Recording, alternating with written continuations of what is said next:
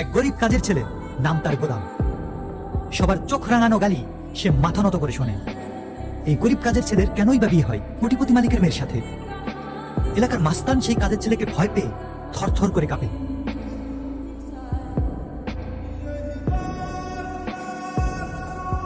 কেনই বা তাকে নিতে আসে হেলিকপ্টার? পুলিশ তাকে দেখে ভয় পায়। সে কি শুধুই একজন কাজের ছেলে, নাকি গোপনে চলছে অন্য কিছু? কি সেই ভয়ঙ্কর সত্য যা দেখলে গা শিউরে উঠবে? দেখতে থাকুন দুনিয়ার টাকার।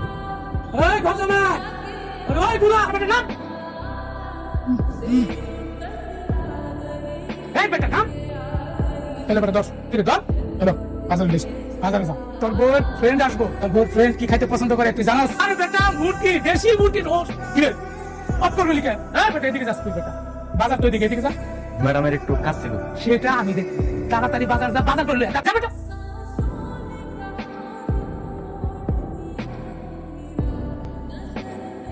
গোলাম দাঁড়া, কি রে এত তাড়া কিসের? ভাই আমার যাইতে দেন ভাই। দেরি হলে বোকা দিব। সারা একটা কাজের পর কোটিপতি সুন্দর মেয়ে বিয়ে করছে। তোর কপাল রে ভাই, আমার খুব শখ ছিল তোর বউর সাথে প্রেম করার, কিন্তু আমি শ্বাস করতে পারিনি। ভাই ভাই আমার যাইতে দেন, আমার দেরি যেতেছে। কি রে এত তারা কিসের? একদিনের জন্য বউটাকে আপনি কিনে দেন। 500 টাকা তো তোর কাছে অনেক, তোর বউরে একদিনের জন্য বিক্রি কর। কি রে তোর বউ ফোন করছে নাকি? ভাই আপনি আমার জামান চাই কোন, কিন্তু ফোনটা ধরেন না ভাই। হ্যালো ডার্লিং, আমি আসলাম শেখ। ভাই আমার মাফ করে দেন, ভাই আমার ঘুরে দিতে, ভাই আমার মাফ করে দেন।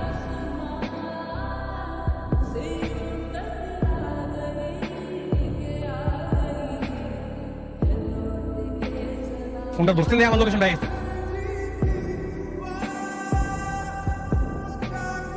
ম্যাডাম উঠেন। গোলাম কোথায়? ও তো বাজারে গেছে। ওকে না বলেছিলাম যে বাজারে যাওয়ার আগে আমার সাথে দেখা করে যেতে? ও তো একটা ফাঁকিবাজ কাজের ছেলে, আপনার হাজবেন্ড না হইতো ওর আমি পিটাইতাম। ও আপনার কথা শুনে না, কত বড় সাহস। স্যার ইনি আমার হাজবেন্ড, গত 3 মাস হলো কোথাও খুঁজে পাচ্ছি না। স্যার আপনি যদি একটু হেল্প করতেন। সেটা আমার এখানে কেন?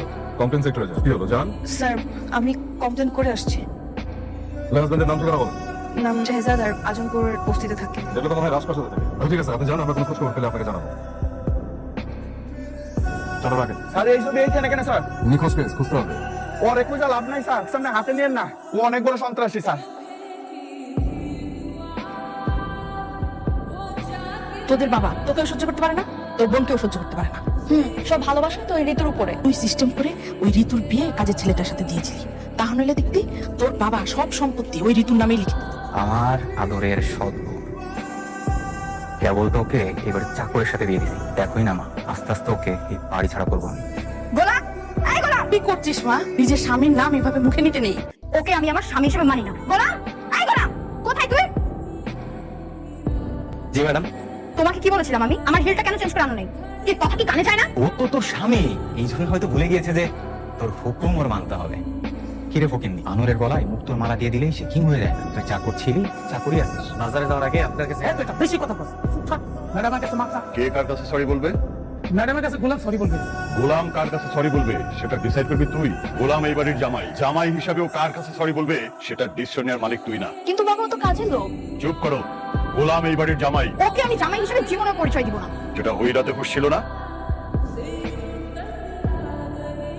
বাবা জানি না সেদিন যে কিভাবে কি হয়ে গেল। ওর মতো একটা কাজের ছেলেকে নিজের স্বামী হিসেবে মেনে নিতে পারছি না। বাবা, আপনি ম্যাডামের সাথে আমার ডিভোর্স করাই দেন। আর চিচি বাবা, এটা তুমি কি বলছো? এই পরিবারে কখনো ডিভোর্স হয় না। হ্যাঁ, আচ্ছা গোলাম, তুমি নিজেকে একটু চেঞ্জ করো, মানে আপডেট হও। বাবা রিশাদ, বাবা। তুমি তো গোলামকে নিয়ে একটু তোমাদের আড্ডায় পার্টিতে নিয়ে যেতে পারো ওকে। আচ্ছা বাবা।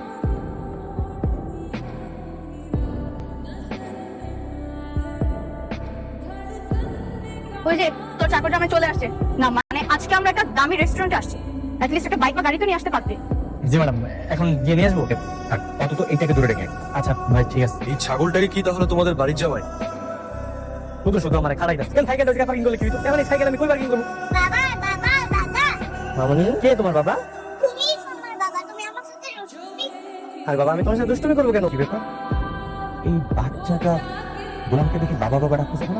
হয়তো গোলামের মেয়ে, গোলামের আগে কোনো বোবাচা থাকতে পারে না। যদি থাকতো ও আমাকে এতদিন অবশ্যই বলতো। তুই বিয়ে করেছিস একটা গরিব ফকির মেয়েকে, তার উপর এত বিশ্বাস মানায় না। আজকের খবর আমি দেখছি, এটা চল। না না বাসায় চলো। চল চল চল। এই দুষ্টু মেয়ে, কোথায় গেছিলি তুই? তোকে বলছিলাম আমাকে ছেড়ে কোথাও যাবি না। আমি ওইখানে বাবাকে রেখেছি। বাবাকে দেখছিস মানে? কোথায়? আসো কই তোর বাবা? আর বাবা সত্যি এখানেই ছিল। ওইটা যদি তোমার বাবা তোমাকে এভাবে রেখে চলে যেতে পারতো বলো? চলো বাসায় যাই। বাড়িতে কেউ আছেন? কেউ আছেন বাড়িতে? কি চাই? খালাম্মা, এটা কি ফাতেমা বেগমের বাড়ি? জি, তুমি বাসা আছে, একটু ডেকে দেবেন? ও তো একটু বাইরে গিয়েছে, কেন বলুন তো? আপনি ওনার কে হন? আমি ফাতেমার শাশুড়ি। একটু যদি কষ্ট করে দেখতেন ওনাকে চেনেন কিনা। আরে আমার ছেলে শেহজাদে তো শেহজাদের ছবি। এই শেজাদ স্যারের মা উনি পাওয়া গেছে। কোথায় কোথায় আমার ছেলে? প্লিজ একটু অ্যাড্রেসটা বলুন আমাদের। আসলে আমরা তো ওনাকে পাইনি, তবে ওনার বিষয়ে একটু জরুরি কথা বলতে আসি আপনার সাথে। আরে না না না না, আমাকে দিচ্ছেন কেন? প্লিজ প্লিজ আপনি বসুন। তবে আপনার সাথে একটু কথা ছিল। প্লিজ বলুন। না, আমরা তো শেজাদ স্যারের খোঁজ এখনো পাইনি, কিন্তু আপনি যদি আমাদের একটু কিছু তথ্য দিয়ে সহযোগিতা করতেন তাহলে খুব ভালো। অবশ্যই, আমার যা কিছু জানার আছে আপনি জিজ্ঞেস করেন, আমি বলছি।